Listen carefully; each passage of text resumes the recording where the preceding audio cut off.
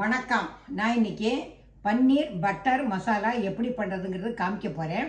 அதுக்கு என்னெல்லாம் வேணுங்கிறத சொல்கிறேன். நான் இதுக்கு வந்து பன்னீர் பட்டர் மசாலா பண்ணுறதுக்கு முதல்ல வந்து வெங்காயம் வந்து நான் வந்து ஒரு வெங்காயம் எடுத்து வச்சுருக்கேன். ரெண்டாவது தக்காளி 2 தக்காளி, மஞ்சப்பொடி, இது காஷ்மீர் சில்லி பவுடர், கரம் மசாலா, தனியா பொடி, ஜீரகப்பொடி, உப்பு, பட்டர், க்ரீம், பன்னீர் இவ்வளவும் வேணுதுக்கு. நான் எப்படி பண்ணுறதுங்கிறது காமிக்கிறேன். எண்ணெயும் வேணும், நான் அதை அங்கப்போ காமிக்கிறேன். நான் அடுப்பில் பாத்திரம் வச்சு அதில் வந்து எண்ணெயும் பட்டரும் மிக்ஸ் பண்ணியிருக்கேன். அது காஞ்சின்னு இருக்கு. இப்போ வந்து ஃபஸ்ட்டு வந்து நான் வந்து வெங்காயத்தை போட போகிறேன். வெங்காயம் வந்து கொஞ்சம் லைட் ப்ரௌன் கலரில் வரட்டும். அதுக்கப்புறம் தான் தக்காளியை போடணும். லைட் ப்ரௌன் கலர் வந்து இப்போ வெங்காயம். இப்போ வந்து நான் வந்து இஞ்சி பூண்டு சொல்ல மறந்து போயிட்டேன். அது இஞ்சி பூண்டு நறுக்கி வச்சுருக்கேன். அதை இதுக்கு அடுத்தது போடணும். இஞ்சி பூண்டு போட்டு கொஞ்சம் வதங்கியாச்சு. இப்போ வந்து நான் வந்து தக்காளியை போட போகிறேன்.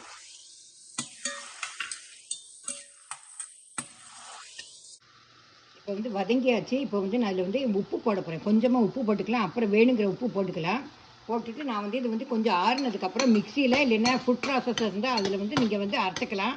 அரைச்சிட்டு நான் அதுக்கப்புறம் மசாலாலாம் என்ன பண்ணுங்கிறத நான் காமிக்கிறேன். நான் தக்காளி வந்து அரைச்சாச்சு. இப்போ வந்து பாத்திரத்தில் போட்டாச்சு. இப்போ வந்து முதல்ல தனியா பவுடர் வந்து 2 ஸ்பூன் போடுறேன். கூட கொஞ்சம் போட்டாலும் நல்லா இருக்கும் தனியா ஸ்பூன். கொஞ்சம் மஞ்சப்பொடி ஒரு 1/4 ஸ்பூன் போடுறேன்.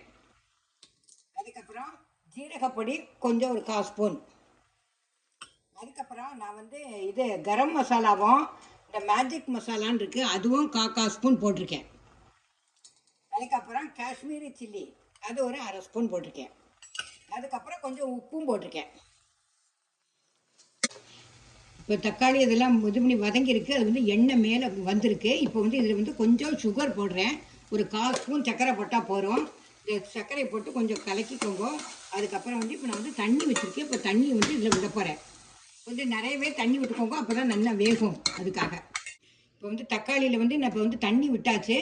தண்ணி விட்டாங்கன்னா இந்த கிரேவி ஆகிறதுக்காக தான் நான் தண்ணி விட்டுருக்கேன். இப்போ வந்து நல்லா இது கொதிச்சாச்சு. இப்போ கொதிச்சதுக்கப்புறம் வந்து இதை வந்து இது பன்னீர் போட போகிறேன். நான் இப்போ நான் வந்து இதில் வந்து பன்னீர் போட போகிறேன். உங்களுக்கு எவ்வளோ பன்னீர் வேணுமோ அது போட்டுக்கோங்க. நான் கொஞ்சம் நிறையவே போட்டிருக்கேன்.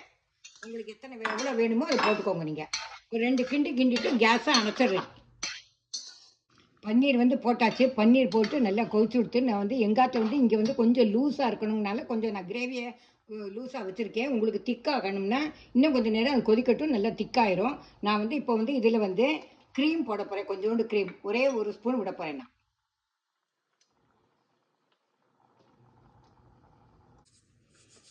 கேஸ் ஆஃப் பண்ணி தான் இருக்குது. நான் இப்போ வந்து இதில் வந்து கஸ்தூரி மெத்தி போட போகிறேன். பன்னீர் பட்டர் மசாலா ரெடி ஆகிட்டும். இது வந்து சப்பாத்தியோட இல்லை நானோட இல்லைன்னா வந்து புலாவோட கூட சாப்பிட்லாம்.